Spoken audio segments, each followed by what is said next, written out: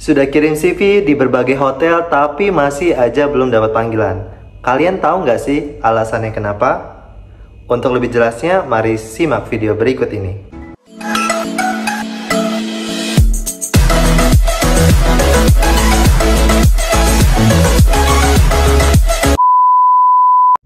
Halo Sobat Hotelier, balik lagi dengan gue Deden. Hari ini gue mau bahas seputaran dunia perhotelan. Tapi sebelum lanjut, gue mau minta tolong nih ke teman-teman semua. Untuk yang belum subscribe YouTube channel gue, boleh dong dibantu untuk subscribe agar kedepannya teman-teman semua bisa mendapatkan notifikasi seputaran dunia perhotelan. Oke, sudah? Terima kasih.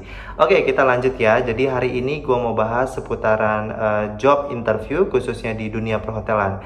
Nah, sebelum kita lanjut, gue mau disclaimer sedikit nih. Jadi yang nanti gue sharing adalah berdasarkan my personal experience atau pengalaman pribadi sebagai seorang HR di dunia perhotelan. Oke? Oke, teman-teman semua pernah nggak sih berpikir kenapa udah coba untuk apply atau melamar di berbagai hotel tapi masih aja belum dapat panggilan? Kira-kira kenapa ya? Oke, sebenarnya alasan utama sebenarnya bukan alasan utama ya. Ada 3 alasan mendasar kenapa seorang HR tidak memanggil teman-teman semua untuk lanjut ke tahap interview. Yang pertama itu dikarenakan CV kalian tidak qualified atau not qualified. Apa sih maksudnya, Den? Oke. Simpelnya gini, jadi misalkan di sebuah hotel nih sedang buka GSA atau Guest Service Agent ya, tapi teman-teman semua punya pengalaman hanya sebagai seorang customer service di sebuah bank. Kira-kira nyambung nggak? Kira-kira qualified nggak? Oke, mungkin ada yang bilang kan sama-sama ngelayani tamu. Benar ya, secara logika memang sama-sama melayani tamu.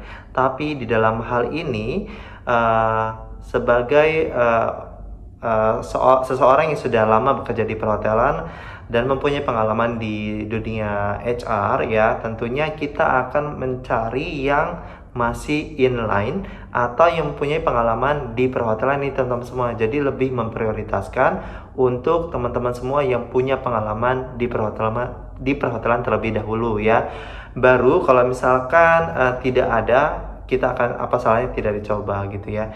Jadi kemungkinan kecil sih kalau teman-teman semua punya pengalaman di customer service di bank, kira-kira berkesempatan tidak untuk bekerja di hotel. Sebenarnya ada, tapi untuk persentase kesempatan untuk dipanggil itu sedikit sekali teman-teman semua. Nah, itu yang disebut not qualified atau tidak memenuhi standar kualifikasi yang dibutuhkan oleh hotel. Cukup jelas ya? Oke, kita lanjut yang kedua. Alasan yang kedua yang menjadi alasan dasar kenapa seseorang tidak dipanggil ke tahap selanjutnya, tentunya dikarenakan underqualified. Apa sih? Tadi not qualified, sekarang underqualified. Oke, biar gampangnya jadi gini. Underqualified seperti namanya adalah di bawah kualifikasi. Contoh, kalau tadi kan sama sekali tidak ada qualified ya, karena nggak nyambung atau tidak inline. Kalau yang ini sebenarnya mereka punya pengalaman di hotel, tapi tidak sesuai dengan kebutuhan di hotel. Contoh, apabila sebuah hotel sedang membuka lowongan sebagai supervisor, ya, supervisor. Tetapi teman-teman semua punya pengalaman di hotel sebagai mungkin levelnya masih rank and file ya. Jadi ketika coba apply di supervisor, kira-kira ada nggak sih kesempatan untuk dipanggil? Sebenarnya ada, tetapi dari pengalaman gue pribadi ya, jadi kita itu lebih memprioritaskan kepada kandidat yang memiliki pengalaman yang inline atau yang sama. Ya, jadi apabila teman-teman semua, walaupun teman-teman semua punya pengalaman bekerja di perhotelan, tapi pengalamannya hanya sebagai rank and file, itu sedikit kemungkinan. Bukan berarti tidak mungkin ya. Jadi itu alasannya kenapa seorang HR tidak panggil teman-teman semua. Oke, kita langsung ke alasan yang ketiga, kenapa seseorang itu tidak dilanjutkan ke tahap selanjutnya, yaitu job interview. Alasan yang ketiga yaitu karena teman-teman semua overqualified. Apalagi sini Den, tadi underqualified, sekarang overqualified. Gampangnya gini, sebagai contoh misalkan di sebuah perhotelan sedang bukaan sebagai seorang GSA ya, kok GSA lagi? Nggak apa-apa, karena di sini masih cocok dengan pembahasannya ya.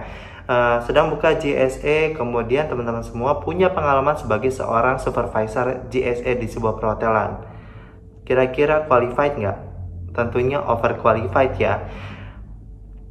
Tapi kan banyak alasan Den, biasanya mereka punya alasan misalkan dari bintang 3 dia supervisor kemudian pindah ke bintang 4 mau jadi CSE. Sebenarnya nggak ada yang salah, tapi dalam hal ini HR akan mempertanyakan kenapa dia mau downgrade ya. Apakah ada sesuatu hal ya, mungkin sesuatu hal yang terjadi di hotel sebelumnya. Nah, kita tidak mau istilahnya mengambil resiko, dalam hal ini resiko yang terlalu besar. Biasanya juga pertimbangannya terkait dengan salary. Biasanya kan kalau misalkan sudah mendapatkan level supervisor, tentunya salary-nya juga mengikuti ya. Jadi kalau misalkan downgrade, apakah mau dengan digaji seperti ini? Nah, kalau misalkan mau, berarti kan perlu dipertanyakan ada apa. Itu alasan kenapa seorang HR tidak memanggil teman-teman semua untuk ke tahap selanjutnya atau ke tahap job interview.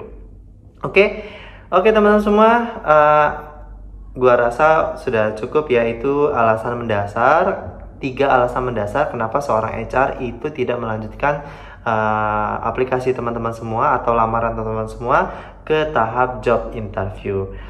Apabila teman-teman semua masih kurang jelas dengan pembahasan gua, teman-teman semua boleh tulis di kolom komentar di bawah ini, atau mungkin ada pertanyaan lain terkait dengan dunia perhotelan, teman-teman semua boleh tanya ya, feel free. Jangan lupa untuk subscribe, like, dan komen sebanyak-banyaknya. Boleh dong di-share juga. Oke, ditunggu untuk video selanjutnya. Bye-bye.